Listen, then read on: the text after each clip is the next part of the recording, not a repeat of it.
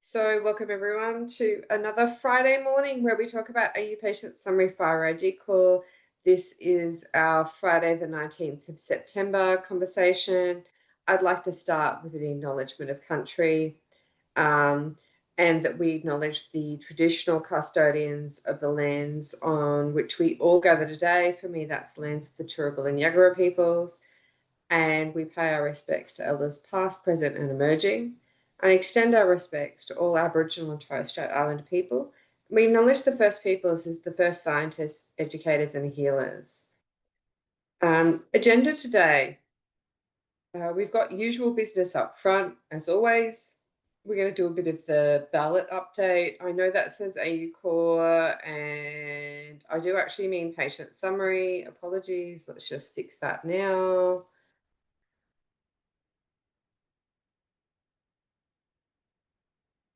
Happens when you copy and paste slides across different slide decks. So patient summary, and it's not R2, it's R1. So let's fix that a little bit further.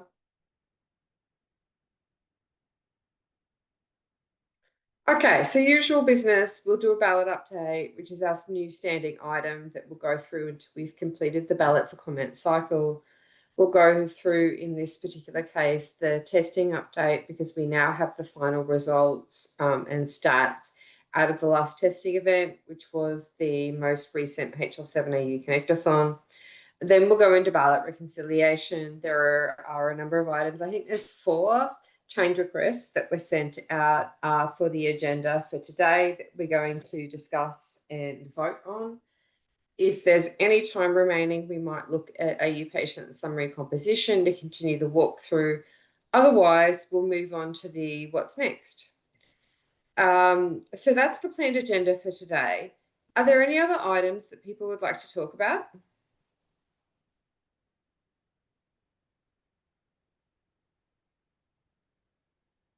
I have a question, if I may.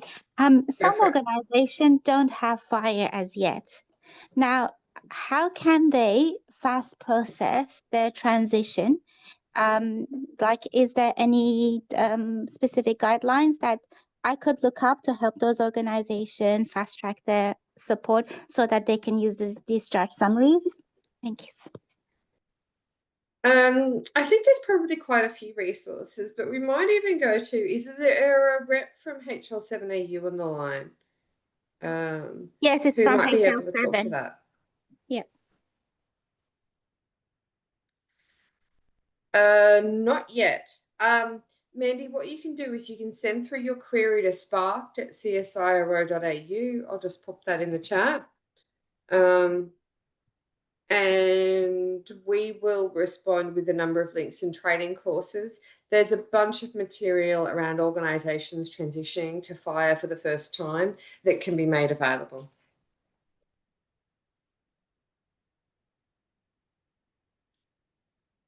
All right, are there any other items that people would like to add to the agenda?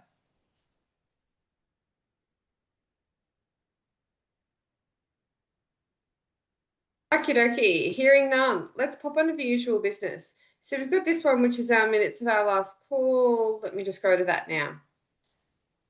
So this has been sent around for review at least 7 days ago, which was where we reviewed a couple of previous meetings.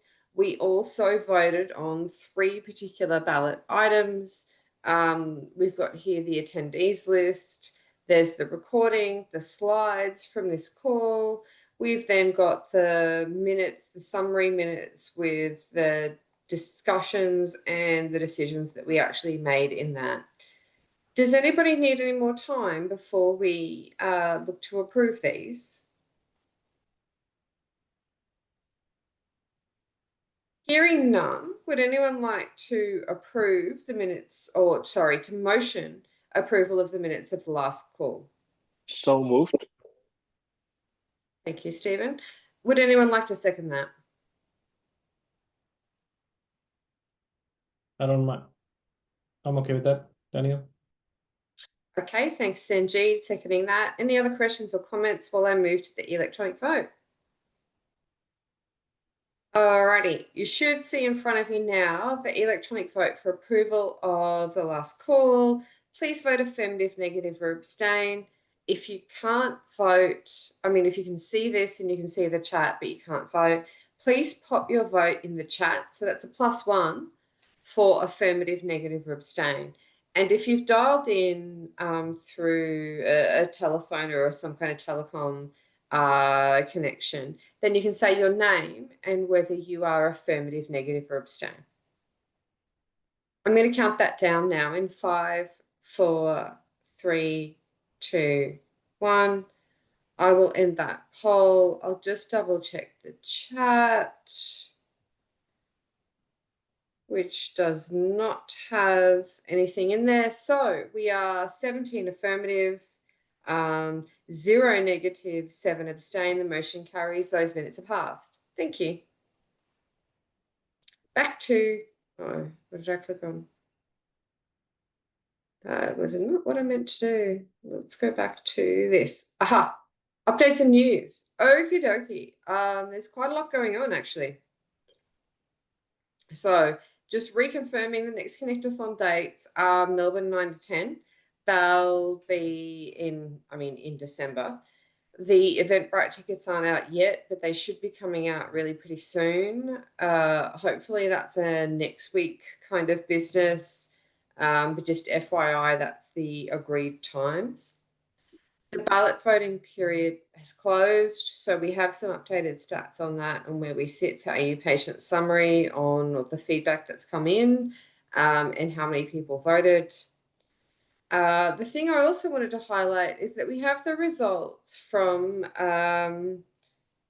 the international survey around FHIR validation that Estonia was running, that I kind of announced and asked people to participate in if they thought that, they had anything relevant to add. Almost, I think, 1 or 2 months ago. The results from that are out. They're in a nice, pretty PDF. They're available for download if people are interested to do so. I might try to put the link in the chat now. Let me just get there.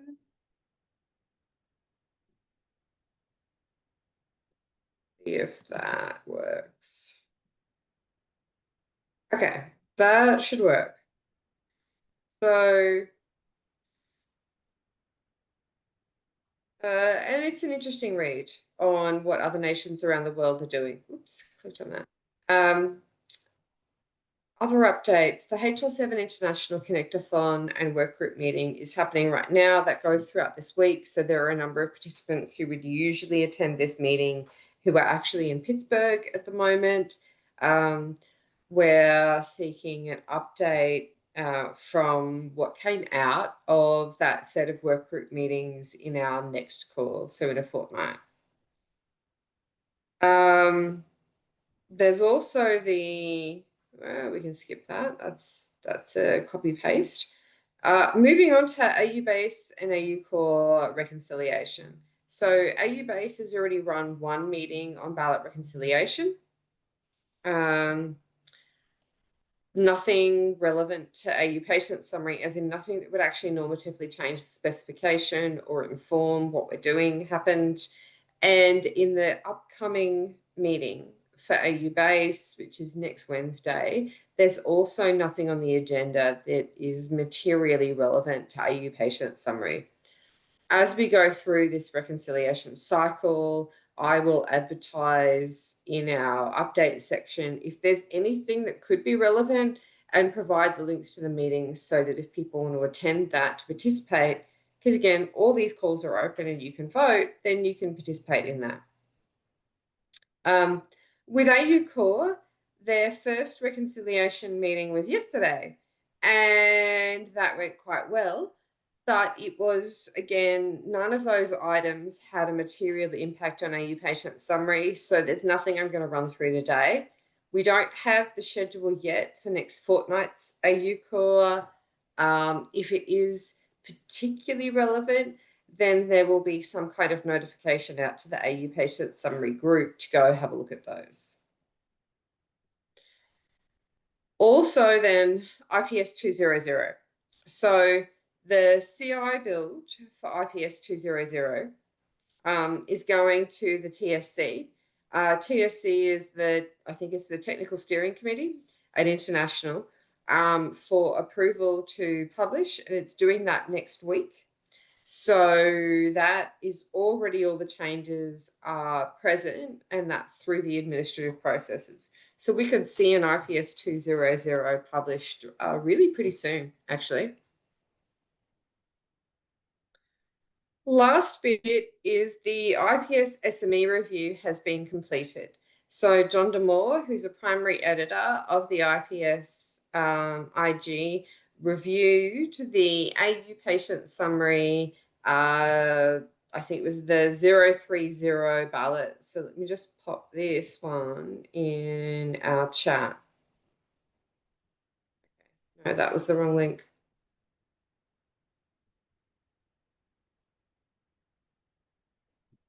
Let me find the chat again. Okay, so there. Now, I'm not going to spend a lot of detail on it. John gave us a really good review.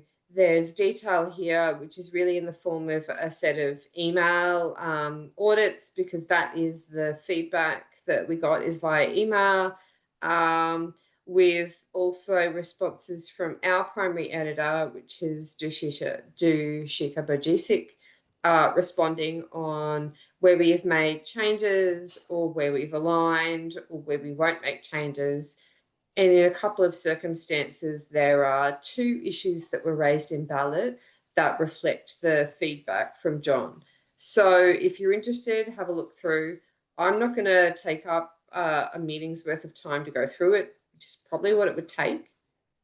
But if you have any questions about that feedback, you can either post them on Zula, or we can talk about them in a future meeting if there's anything that you want to come back to around the feedback that came through. Overall, essentially, we got the advice that we are indeed compliant to IPS, that we are taking a solid approach to what we're doing, and it's something that they would be keen, the IPS editors, to have other jurisdictions kind of adopt the way that we're doing this. So I thought that was some really strong positive feedback that we got from the IPS editor review.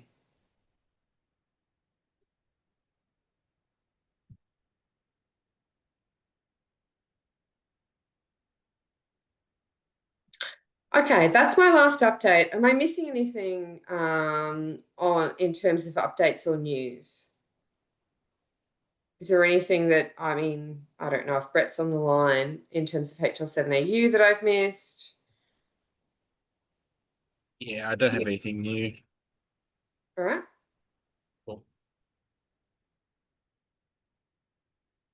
Okay, so that's the usual business. Let's talk about upcoming event. So the Spark CDG TDG, the next one, the face-to-face, is in Canberra. That's the 12th and 13th of November. And that's there. There's a QR code down the bottom right for linkage to that. Oh, all of these slides are on today's meeting minutes already. At the moment, they have been out, the tickets have been out for about a week. And we're about 50% still available. So 50% have sold out, but there's still about 60 places left for the CDG day and for the TDG day. So if you're interested to come, you can make it to Canberra, please do so.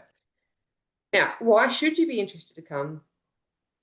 On the CDG day, it's going to be starting to talk through Encounter Record in a bit more detail, which Encounter Record is a natural evolution going on from the reason for encounter work and looking at the requirements that fall out of any healthcare consultation between a patient and a practitioner and the record and information that underpins that.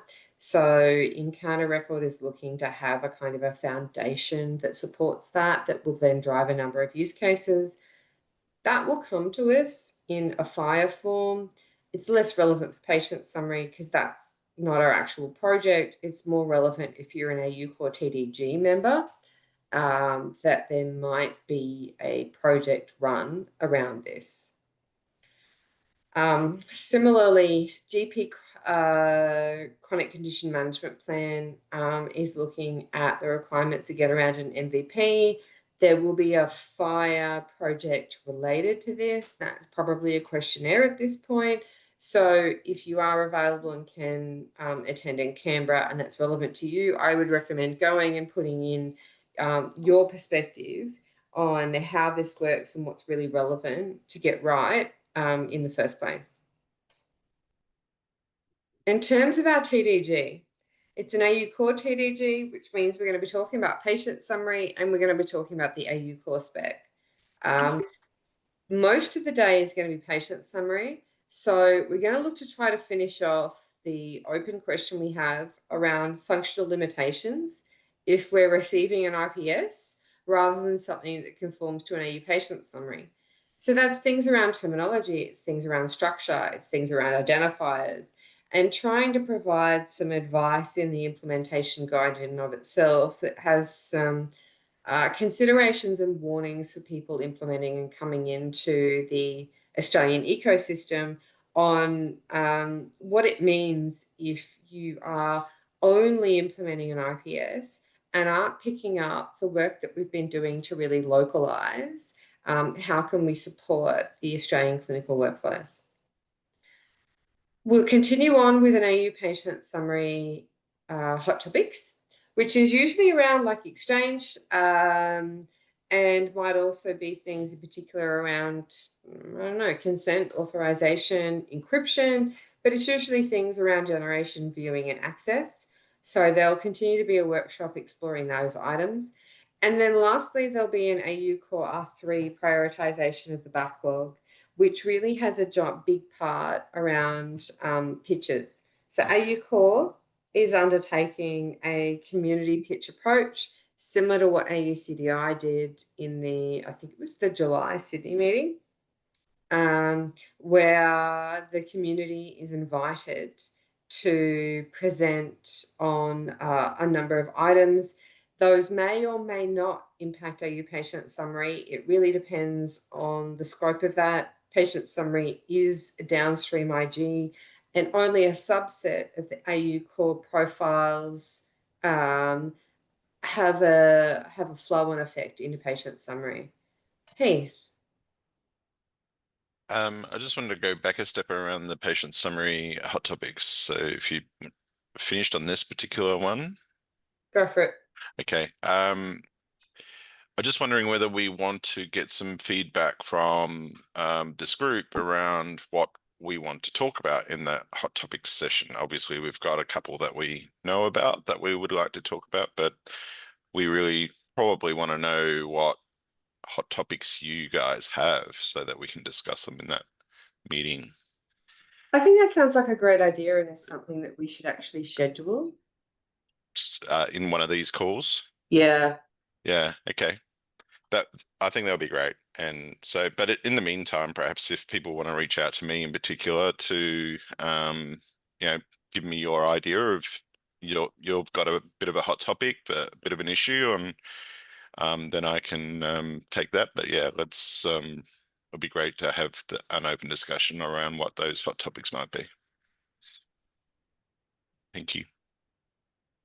No, I think that sounds like a really good idea. And I also want to add that I think that we're really starting ballot reconciliation. So it's quite possible that some of the items that we need to discuss at the November meeting have fallen out of where we need to seek wider consultation from issues that were raised during ballot as well. So I agree that we don't know what they are yet.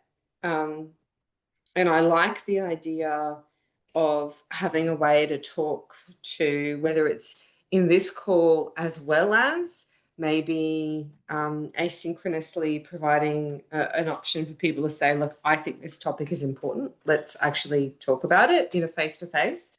I think that's a really good idea. I might even put something up on Zillow just to get some brainstorming of potential hot topics. Yeah, I think that's great.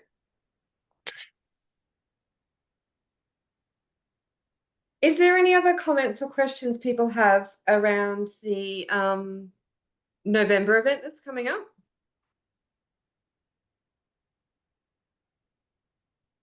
All right, let's move on from that. Okay, so what we're going to do is just do a quick update on patient summary testing. And this has really changed from the last time that we have presented this.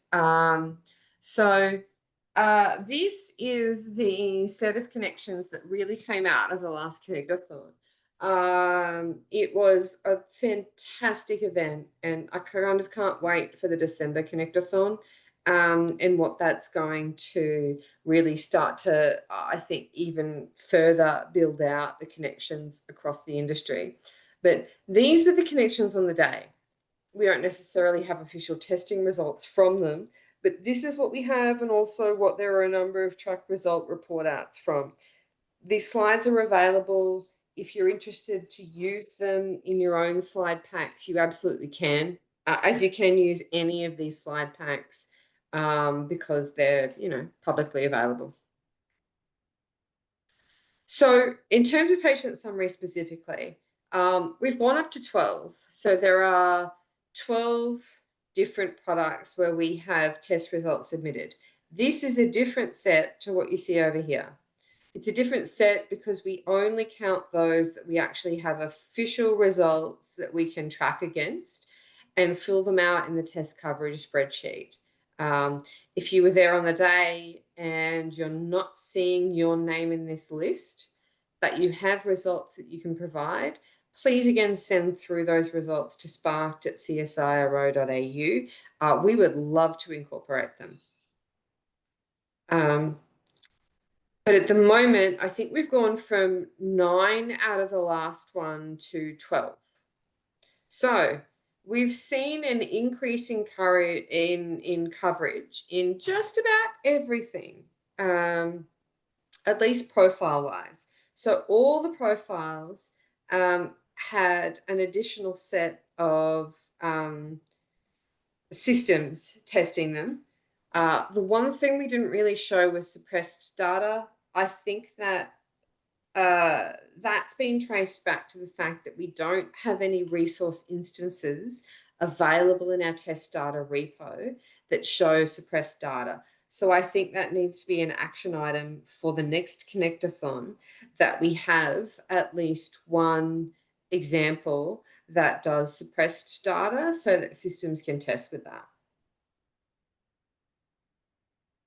The other things that we need to start doing is tracking the actors. We haven't, now that we've got a set of actor definitions, we need to start tracking against those. We didn't explicitly do that at the last event. So going in from December forwards, we're going to start trying to track that.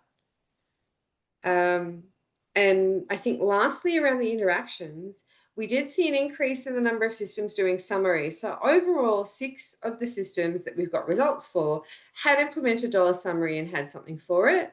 No new ones around $docref. And there were 2 more systems that were doing bundle interactions. It was basically bundle read. That was what there was. And there was no system who added in around document reference interaction. That leads us to this. So in terms of some of our criteria and looking at checking at some of the maturity, we saw increased coverage against quite a few different profiles, many of which went from needing additional coverage up to even having full coverage, like practitioner. Some went to being equivalent coverage that we need anyway, just not 100% coverage.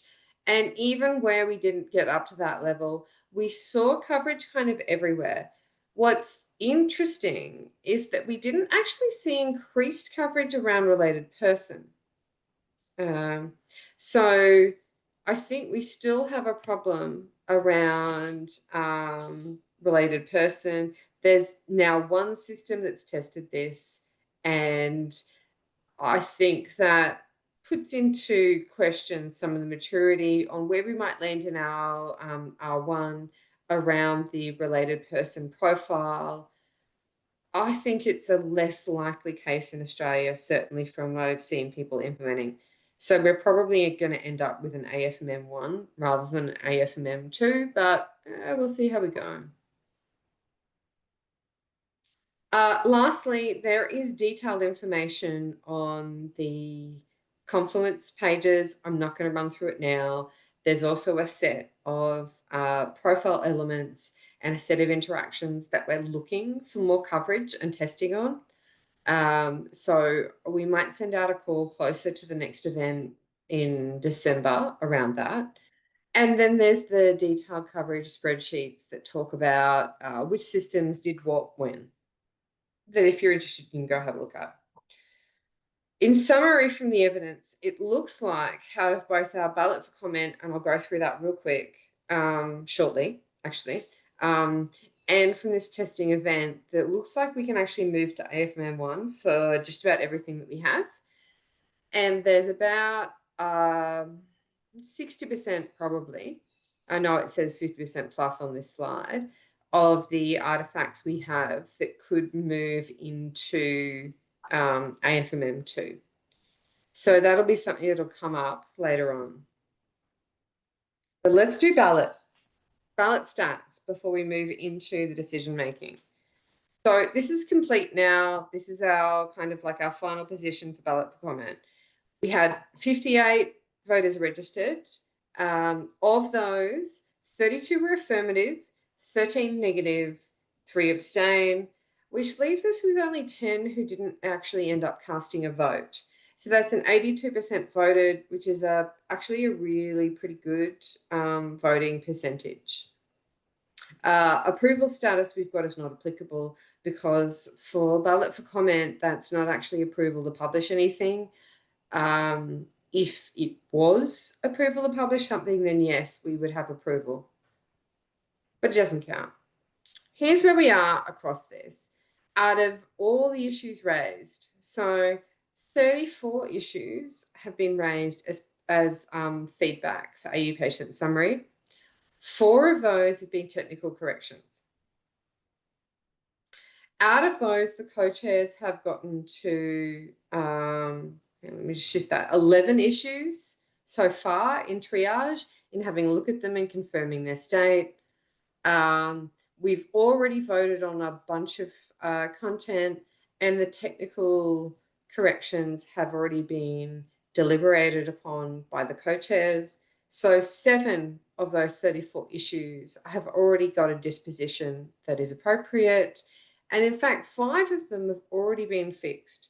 So this is where we're sitting on stats. Obviously, our end game is to get to 100%, and to get to 100% as quickly as we can, though reconciliation target of 100% is end of October, which brings me to this image. These are our meetings.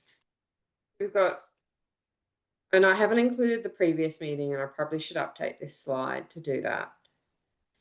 Including today, we've got some that we're going to go through today, then we've got the next fortnight, then we've got the one after that, then we've got the one after that. So we've got, including today, 4 further ballot reconciliation meetings to go through and make dispositions on the feedback that we've gotten from the community.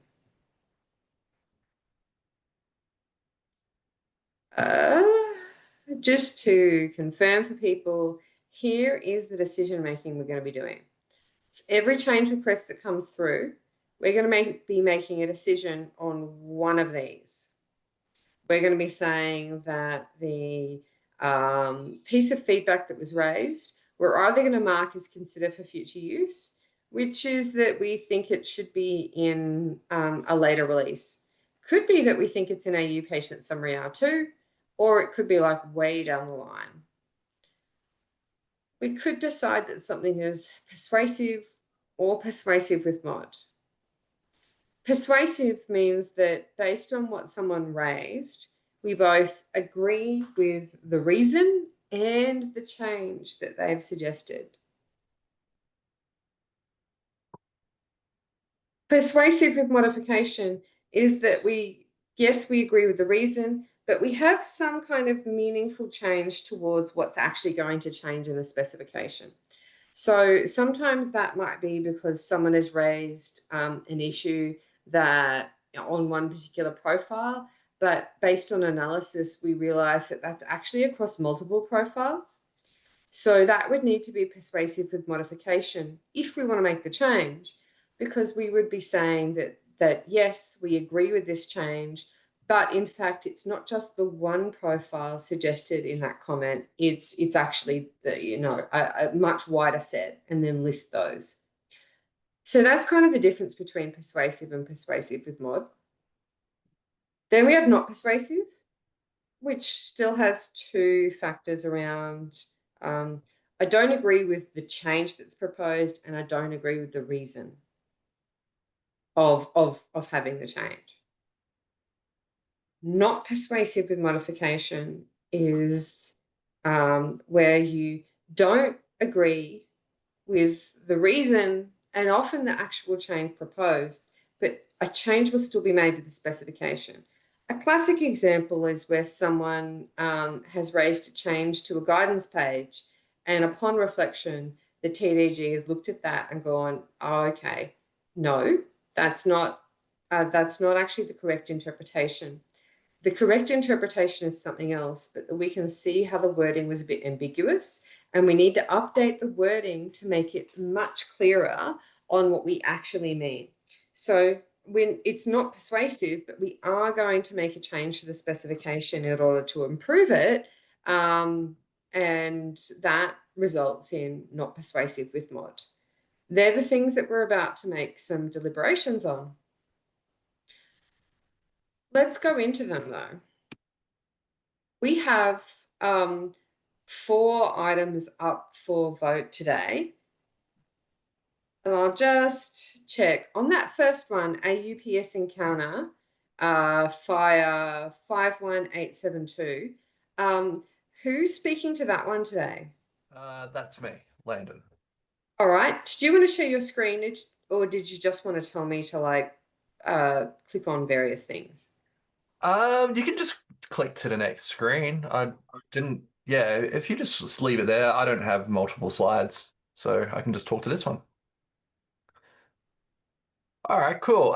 So I think I want to caveat this for this ballot item. I requested that this one be discussed in person. So that was then put on the AU Core TDG agenda for discussion. And this, just for FYI, this can be done by clicking the submitted button and then selecting in person. I think anyone can request a ballot item for in-person TDG discussion. For various items, people might want to do this, like it's complex, ambiguous, to a line of different stakeholders, surface concerns, but just wanted to make a note that you can do that for particular items and then bring it to the attention of the co-chairs, and we'll put it on the agenda.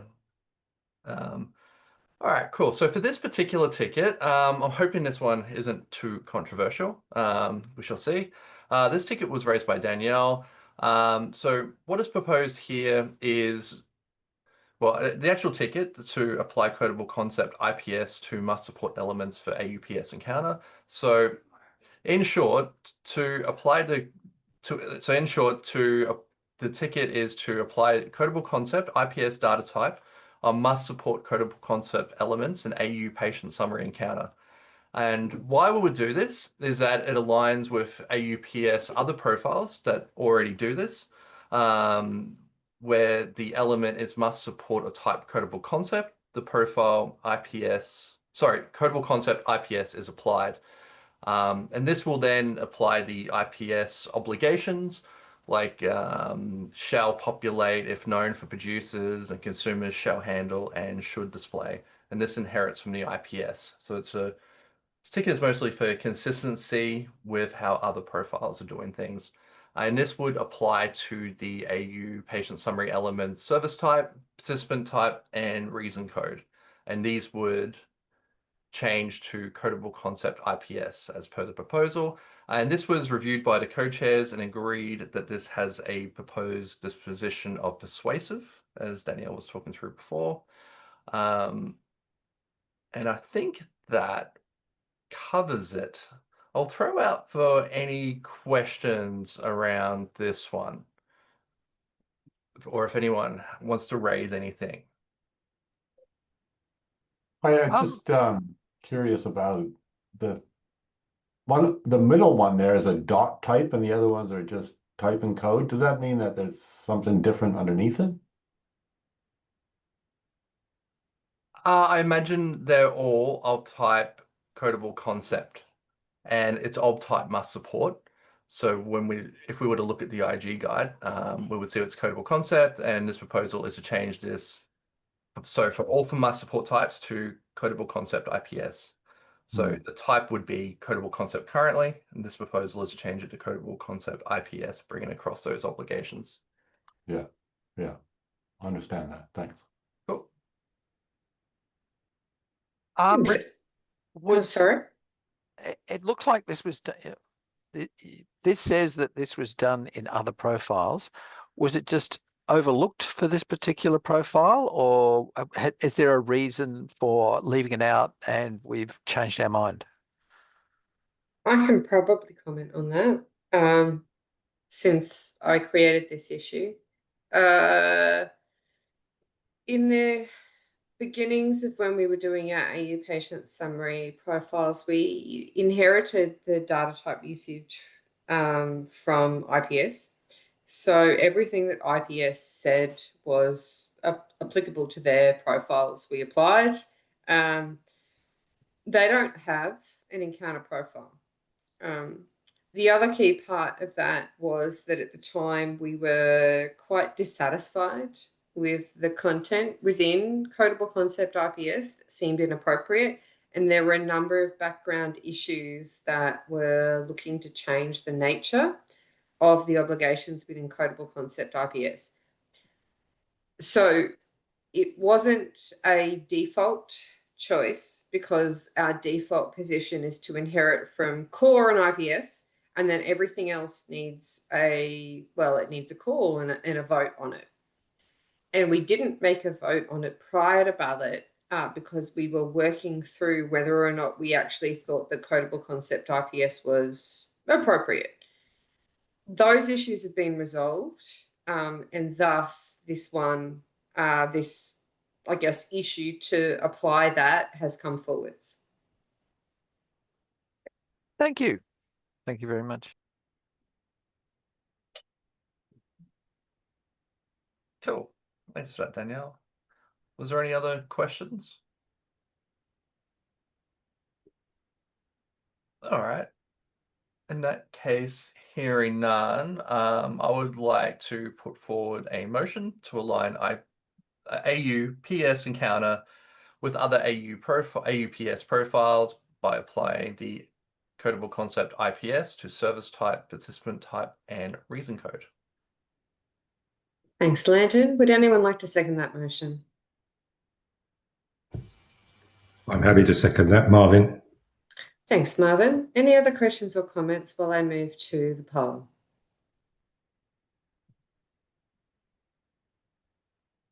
Okay, just finding the buttons. All right, you should see in front of you the poll for the current motion. Please vote affirmative, negative, or abstain. If you don't have access to vote on the poll, but you do have access to the chat, please put a +1, affirmative, negative, or abstain. If you don't have access to either, but you've dialed in, then say your name and affirmative, negative, or abstain. All right, we still need a few more people to vote. We're only at 70%.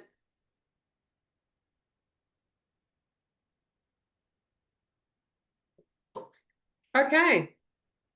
I'm going to count that down in 5, 4, 3, 2, 1. I will end that poll now and share the results. With the vote in the chat, we have 23 affirmative, 0 negative, and 6 abstain. The motion carries. We will apply the CodeableConceptIPS data type to encounter service type, encounter participant type, and encounter reason code. Thanks, everybody.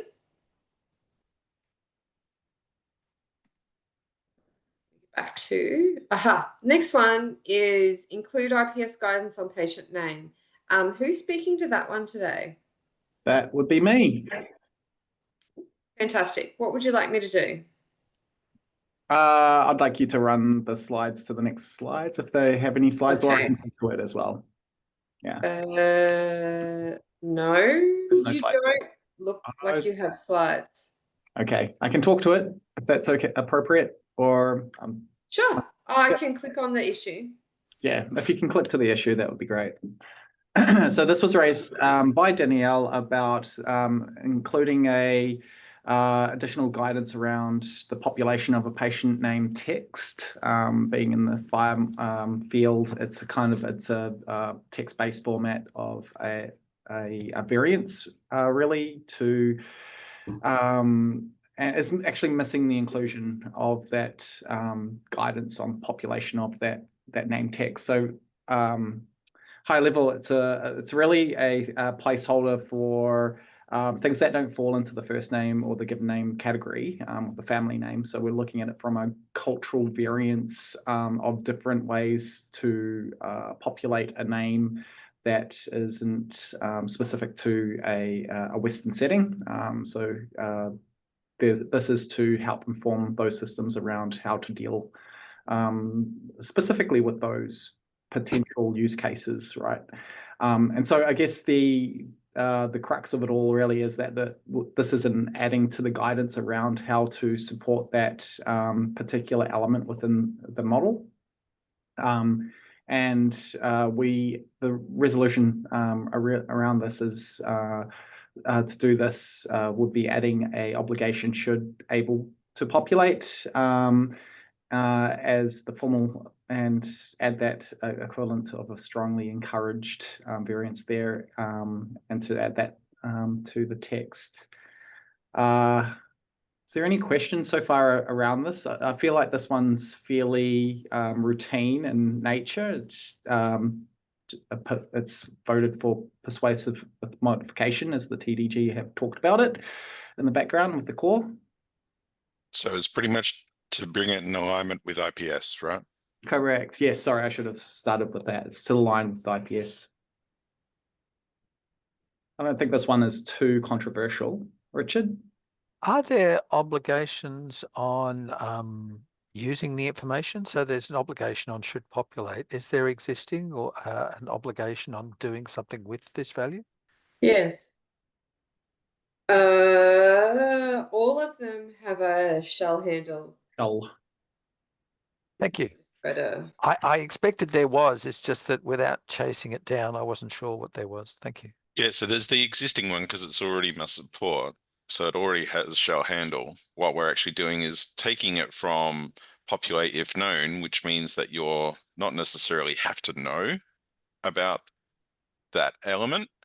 Hence, we're then saying, okay, you actually have to be should be capable, which means that you should know this element. That's the key change. Hang on again. You're going from shall populate if known to should populate. No, it's an additional. So we've got existing shall populate if known, and we're then saying you should be able to populate. Be able to as well. Okay, shall populate if known, should be able to populate. Yeah, what Danielle is showing here is the existing ones. We're going to add yet another obligation as a should able to populate, which basically, by definition, you need to demonstrate that you're able to, in some circumstances, do that.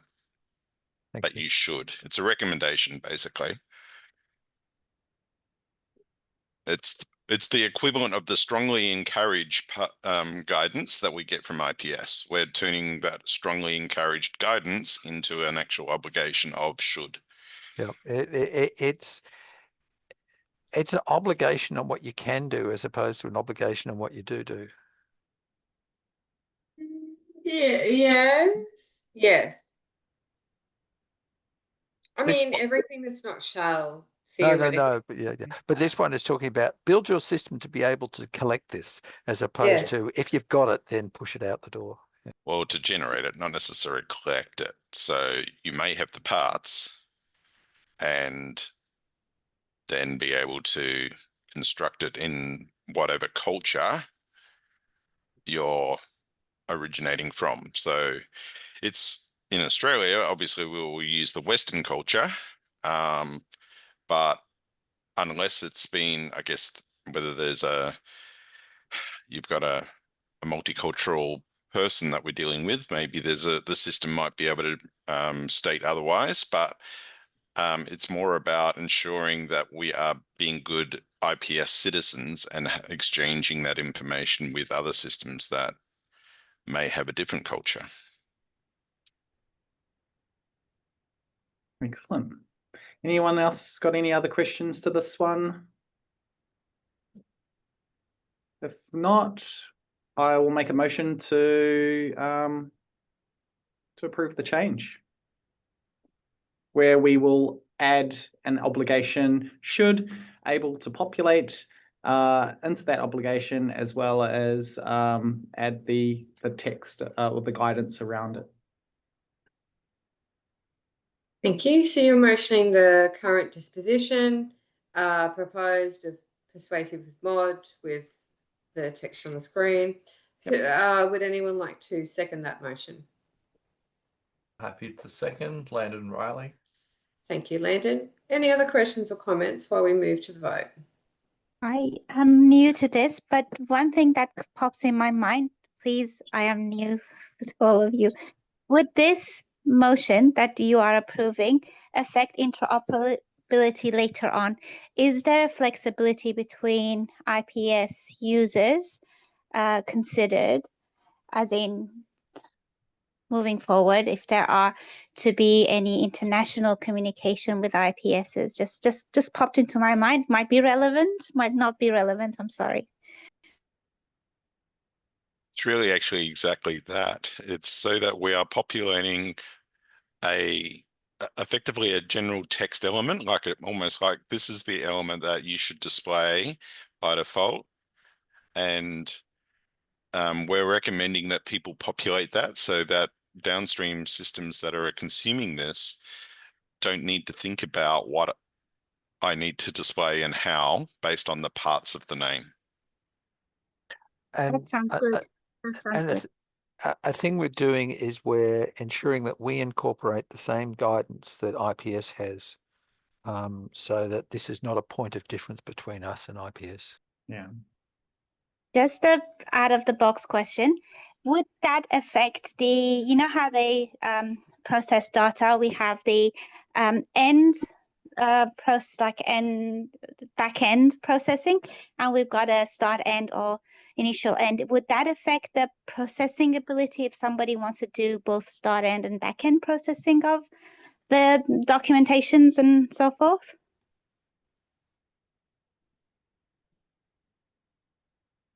I can't imagine that would be an issue, Mandy, but I'd refer to others if they want to comment on it. But you know, I mean, so it would be a positive.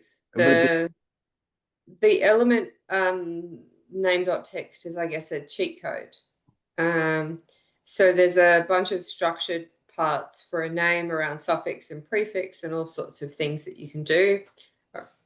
And the particular part of a name for a human name here around .text is to shortcut all of that and say that the system is putting this in the way that it should be presented on screen.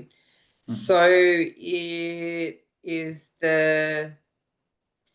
one of the reasons this is strongly encouraged for IPS about the international context, and that everyone was saying is that, I mean, the should hopefully does impact both back-end processing and start, whatever we call it, origin point of how this is captured. to say that this is a piece of data that we encourage you to be capturing because it is quite relevant to be able to share regardless of the machine processable parts, how to put together a name correctly for rendering on a screen. And that's kind of what this does around the should, is to say that you should be capable of doing that in the context of a patient summary. Beautifully explained. Thank you so much. That's wonderful. There's actually a fair bit of guidance around name in the this, and what we're actually doing here is adding yet another piece of guidance. So, you know, you're allowed to use text or the parts, but you have to provide at least one and all that sort of guidance. So we're actually then saying, well, even if you provide the parts, you really should also provide this text, so that from a consumer perspective, you know, there's no question which one you should be actually using or preferring to display. I am sort of working on digital profiling. Instead of name, because, you know, I have patients who had exactly similar names. Is it a possibility that this identification or the name identification can also accept URL or whatever digital profile ID? Is that a possibility future on, as in for sustainability, if somebody else except me does this? Yes and no. No in this element, because FHIR has a semantic differentiation between the different things. IDs is a different element. So there are identifiers, and there are all sorts of elements around patient that is captured, but specifically Patient.name.text is in particular intended to be only if we go to oops, did it even have it? It should.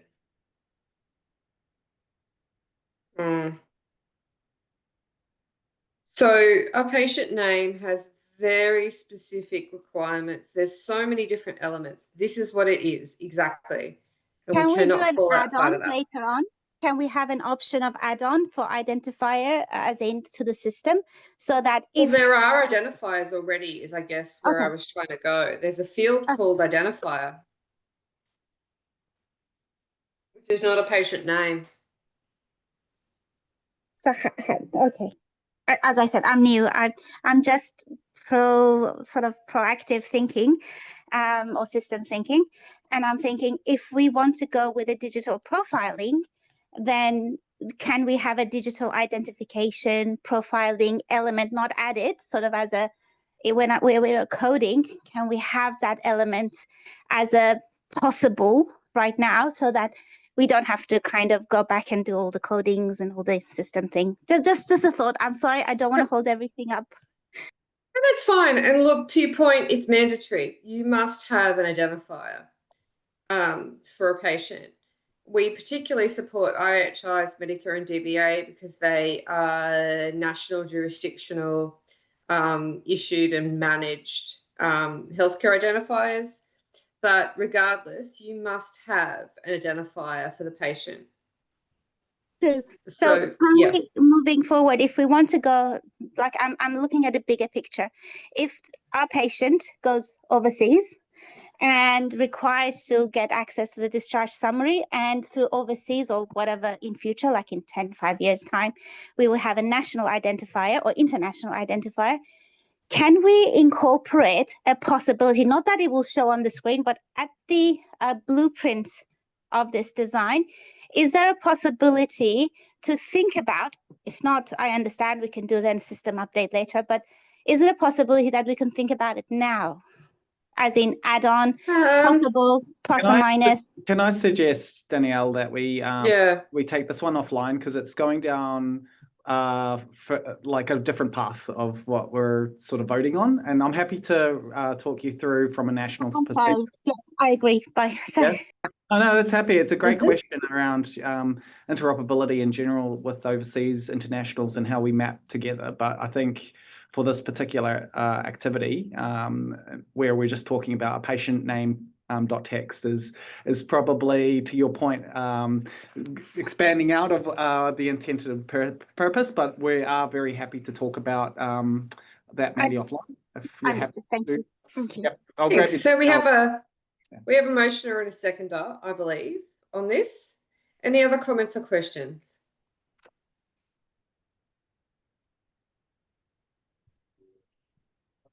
Okay, let me do the poll for, oops. Let me relaunch that. Okay. Launching for the current motion. All right, we've only got 60% of people voted, so we need to hang on for a few more. Affirmative, negative, or abstain. And also pop it in the chat.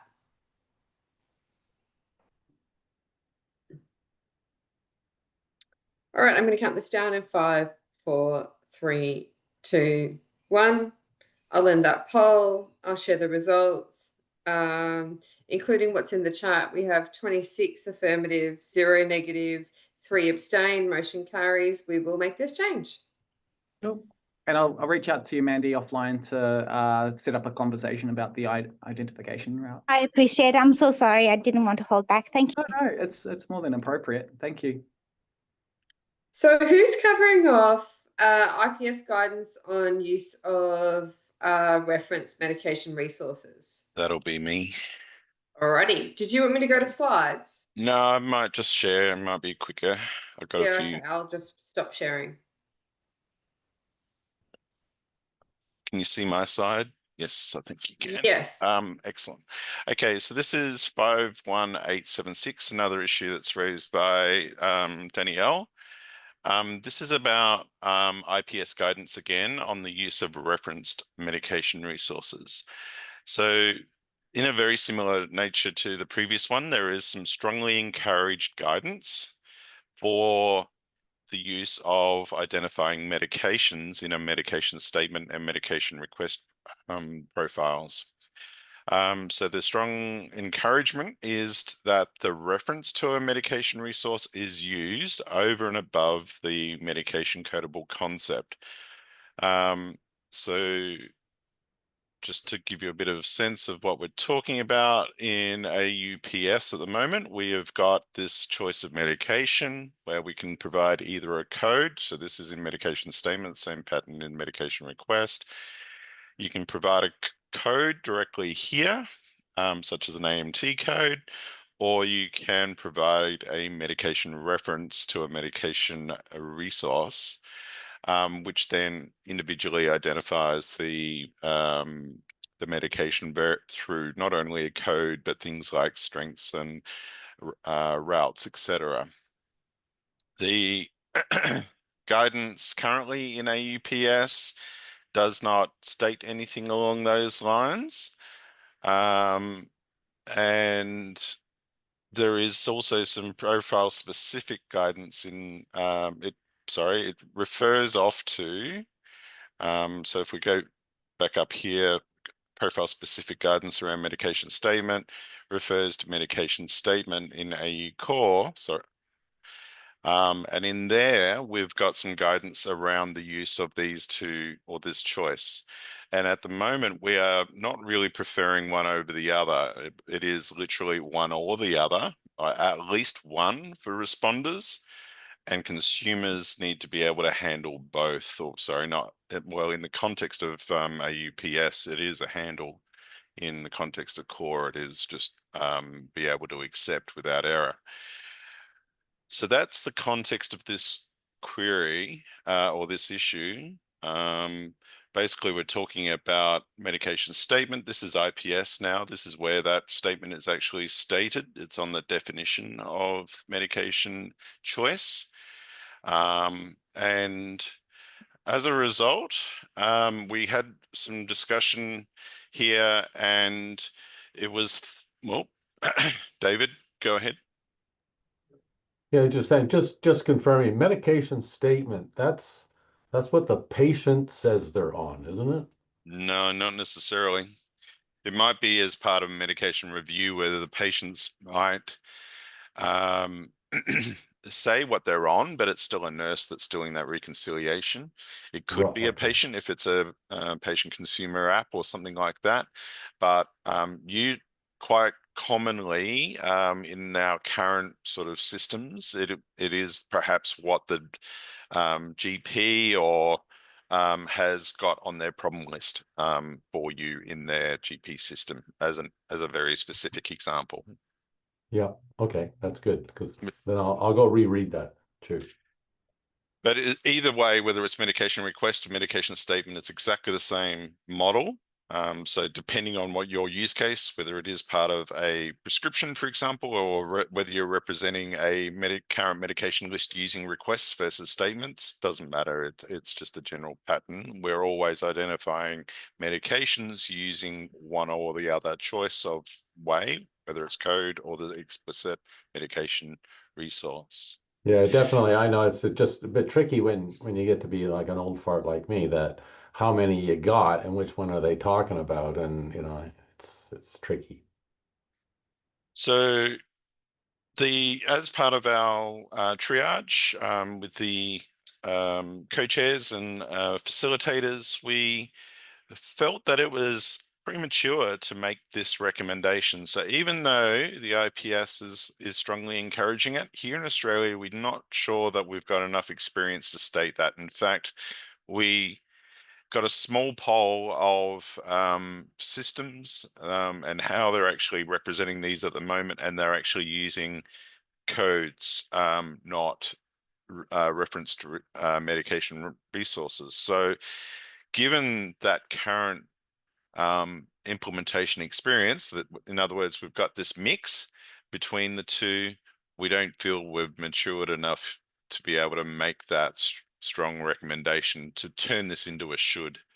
And we are going to add some extra guidance to at least bring to the IPS guidance to the forefront within the AUPS as a comment on the element, but then state that at this time, this guidance is not adopted. So Brett.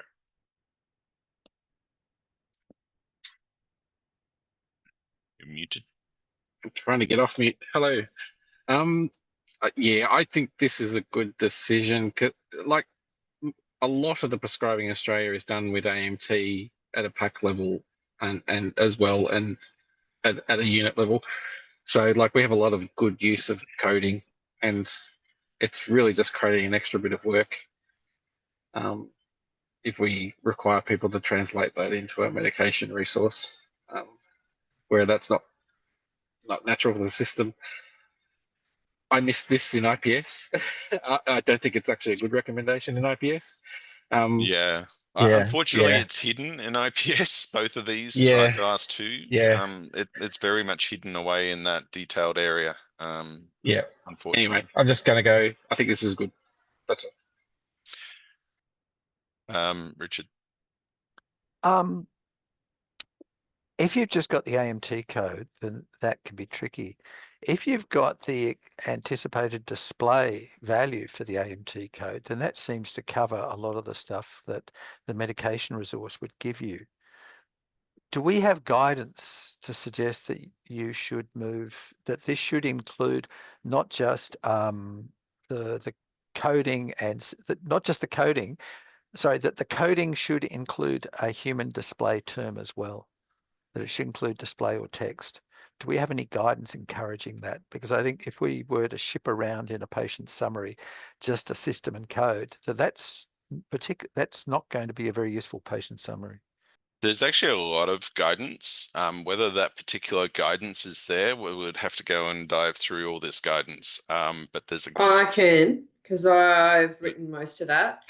I was waiting for that in patient summary. It hasn't come through. It's definitional. Everything that's in medicinal product identification that's present that Heath is showing is options you can select. There are no recommendations on like you should do this. Yeah, because it strikes me the motivation behind the IPS thing to say, please use medication resource, not just the codable concept, is ensuring that there's enough information there that the person at the receiving end can do something useful with it when you're changing jurisdictions and things like this. And well, the codable concept text can do that. And with our AMT, the codable context has available. I mean, the AMT system has enough information available to do that. But I would think So that, I'm going to say just quickly, also plus because I'm chair, I think you're talking about a really important issue that I was hoping someone would raise in ballot but didn't. But I think it's different to this one. And that is about the portability and interoperability of patient summary and having the human readable text portions filled out of elements. I would love to see a recommendation made across AU patient summary that that's important.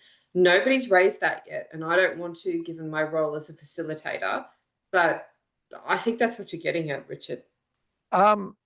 yes, you brought up a broader and more general issue, but yes, it's in that space. I'll raise an issue out of So ballot Richard, issues. just very quickly, we've got the codable concept IPS data type being applied on that element, which if you look at that, the IPS codable concept, it is actually a must support shell populate if known on the text.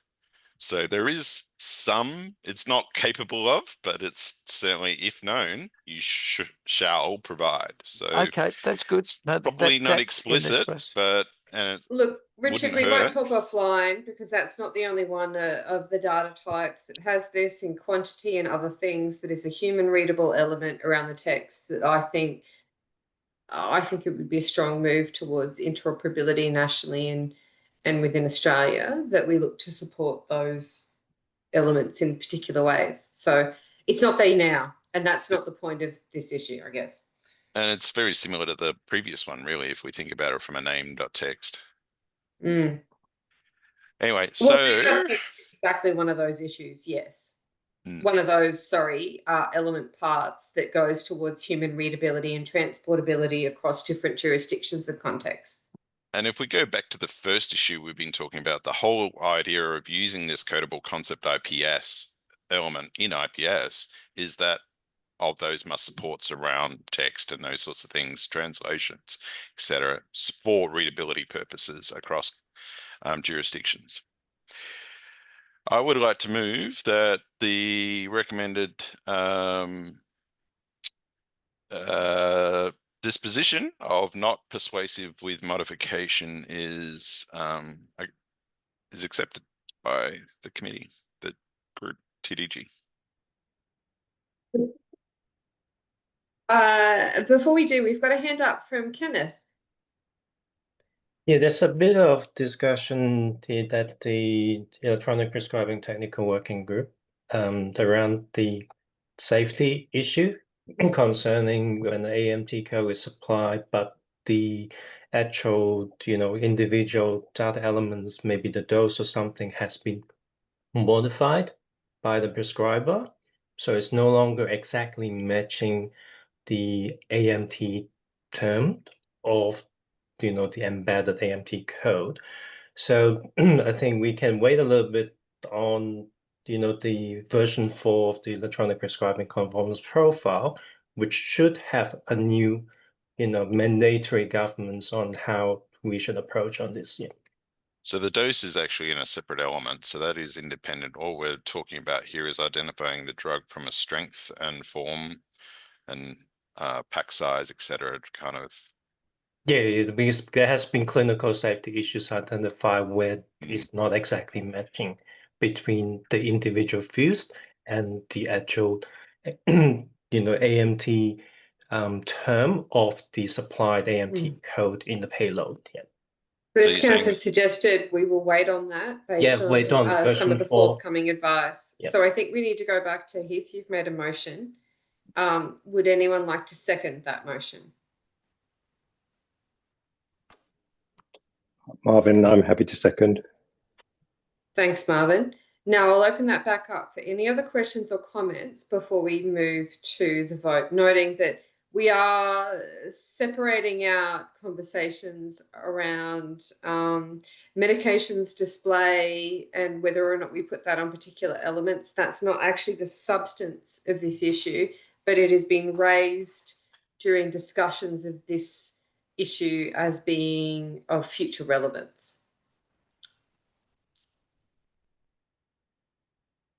I'm not hearing any. So what I'm going to do is I'm going to relaunch the poll. And Heath, can you minimize that website, that web browser, so people can see the slide again?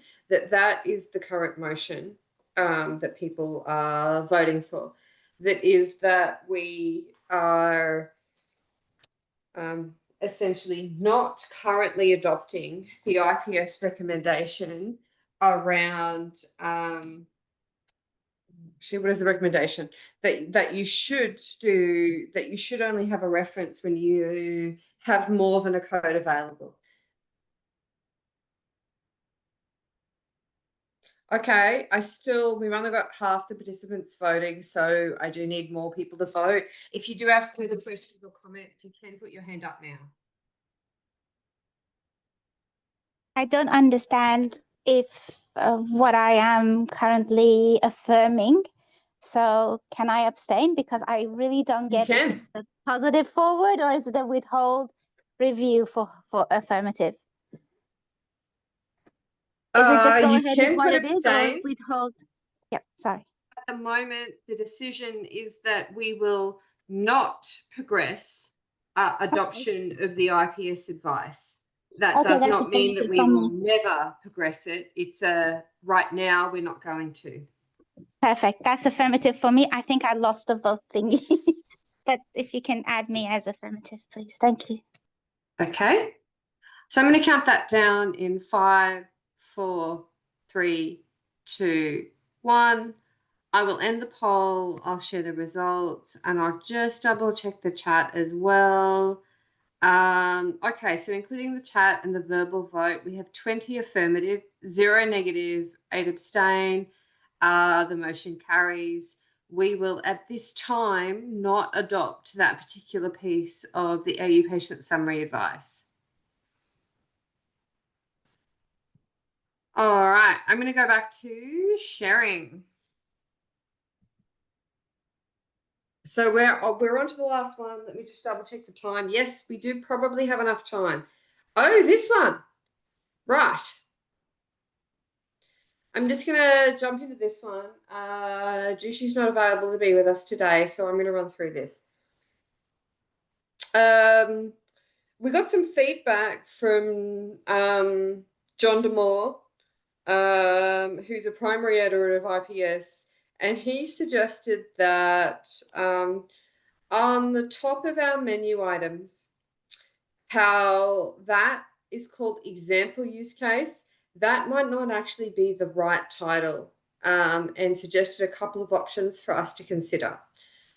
What he'd raised was here that it could be confusing, since although they're example use cases, they aren't actually examples like of FHIR resources.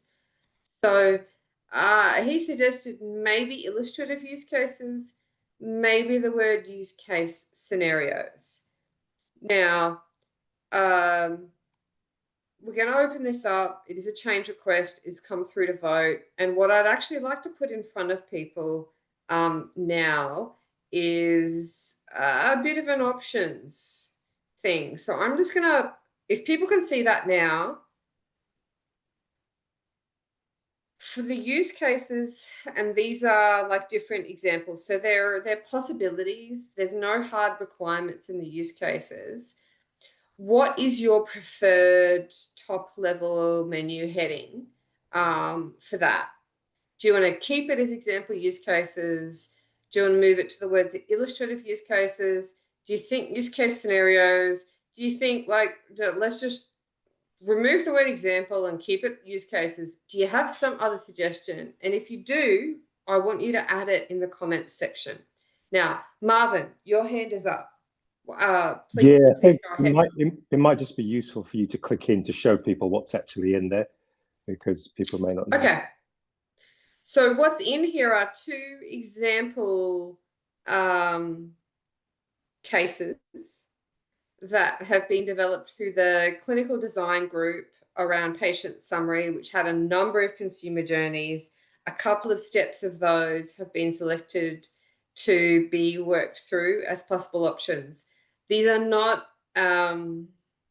these aren't hard requirements. So these are kind of trying to describe and provide helpful ways to understand information on how one could possibly implement AU Patient Summary. But they are actually a set of use cases that we need to measure conformance against. Did you want to add any further comment on that, Marvin? No, I think that's good. All right, only 50% of people have participated. I think we need more. Can you? All right. If we've Yeah. got comments, do we put them in the chat or somewhere else? Please do. Yeah, please put them in the chat. Everyone can see the chat. Yeah. Elaborate a little bit more on the relationship between these and the patient journeys defined by AUCDI. I can, noting that none of these journeys are defined by AUCDI. There was a patient summary clinical focus group that was a specialist group developed from the clinical design group to help support the work around AU patient summary. Through that, the clinical focus group developed a number of consumer journey scenarios. We had 5 fully defined that were made available to us and to them to prioritize for understanding how we could implement a patient summary within Australia that would support the clinical workflows within Australia for that consumer journey. Through a prioritization process, we identified several steps, but within 2 particular consumer journeys to elaborate into use cases. So, and from there, we kind of tried to differentiate the idea of consumer journey being the clinical focus group, very high level wording that focused on clinical workflow, into what came into the technical space around what do we actually need in terms of a RESTful API, how might that work, and went through a series of meetings to elaborate. Do we want encryption? How might this be something else? So what has ended up being in the AU patient summary is 2 what I think are actually really quite good demonstrations of the possibility of use of an AU patient summary within the Australian clinical workflow context, both across a clinical workflow and across a technical set of possibilities. Noting none of these are actually requirements. This is guidance. This is a set of possibilities that people can use.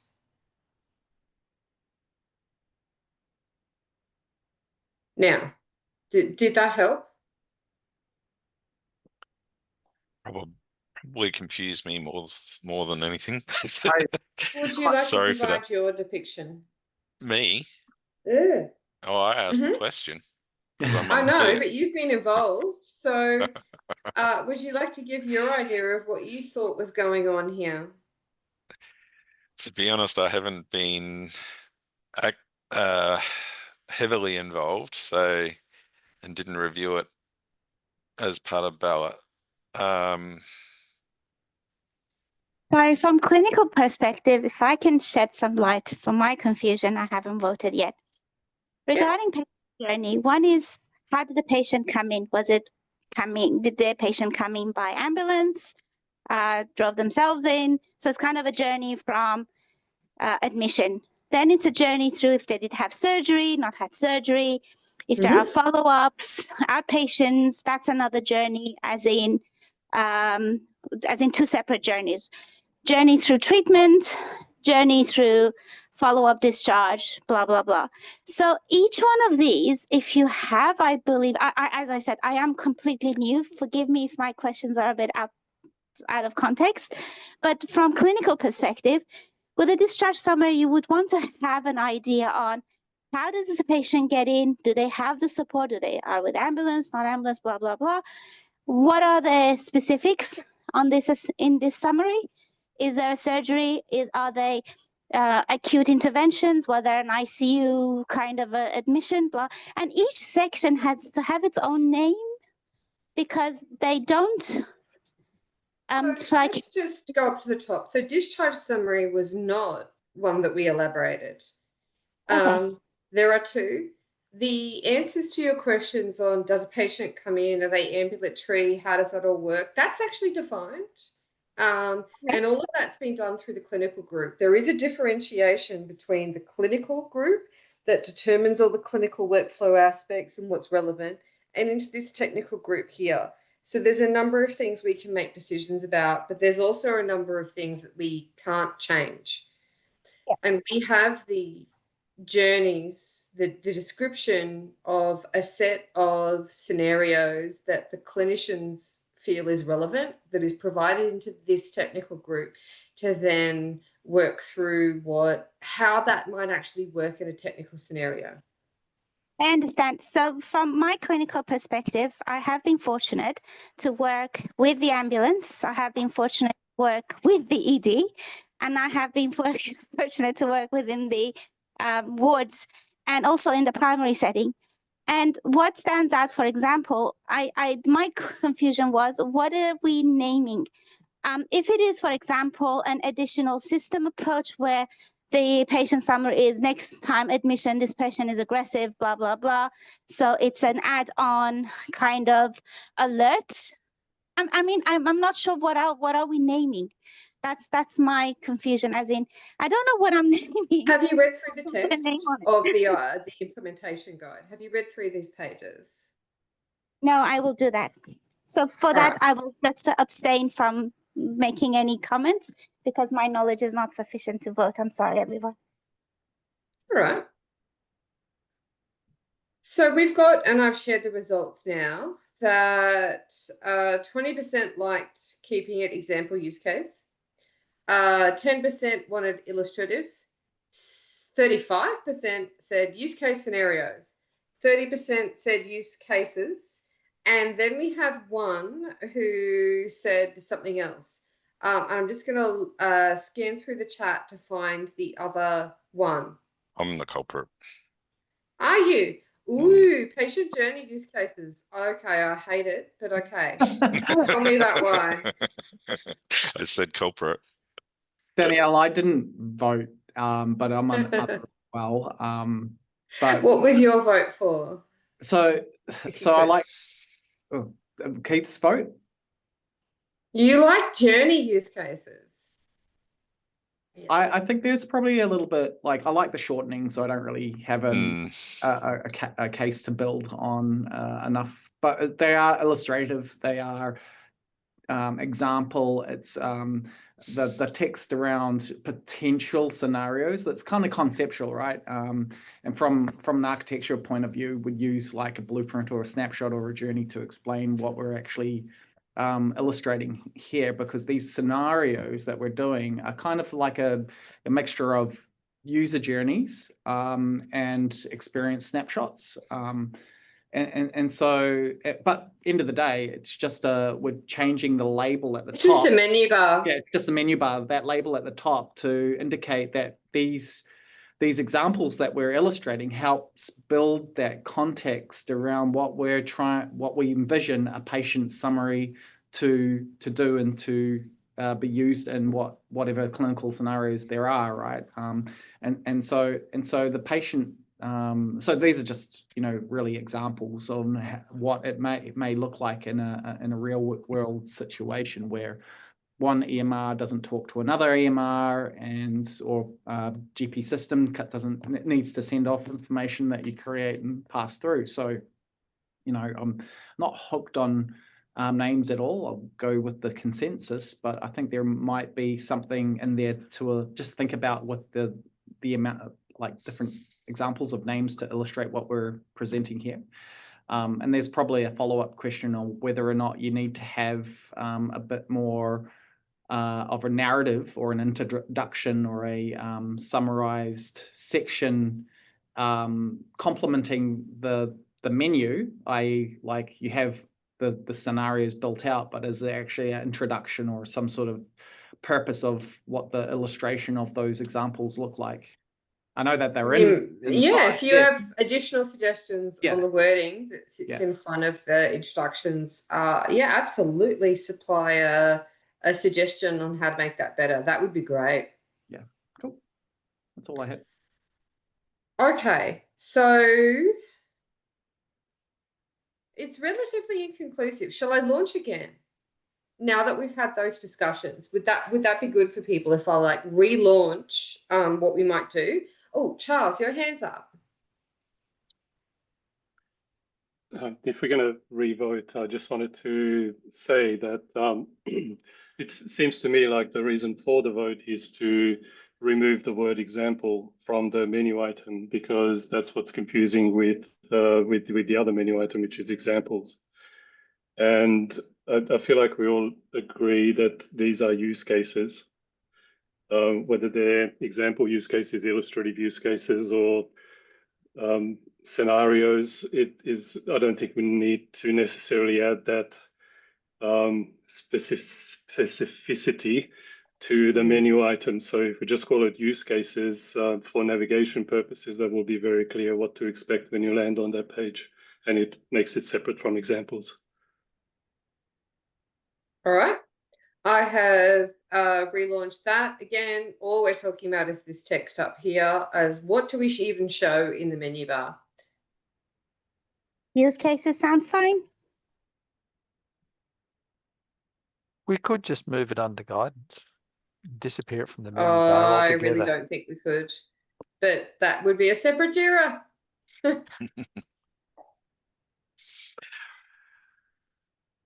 We need encapsulation of decision making. Yes. All right. I'm going to count that down in 5, 4, 3, 2, 1. Based on a relaunch of the poll, now only 5% said example use cases, 29% said use case scenarios. Everybody else said just use cases. That will do. So would anyone like to make a motion to change the title of this menu to be use cases instead of example use cases? Daniel, can you present those results again? I can. Let me share the results. Thank you.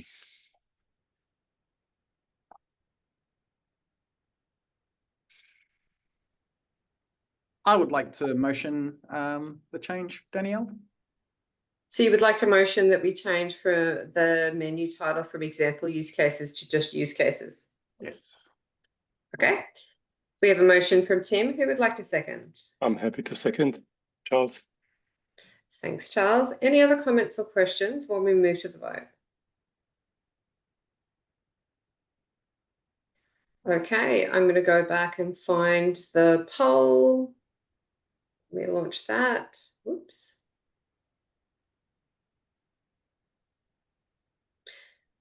Okay, you should see a poll in front of you, affirmative, negative, abstain, to change from the wording example use case to just use case.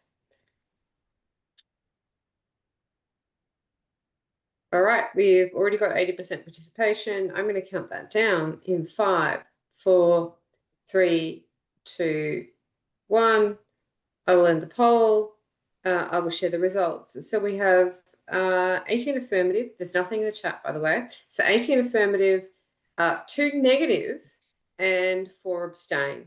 Can I ask the 2 negative voters to just clarify for the minutes what they would like recorded on why they voted negative?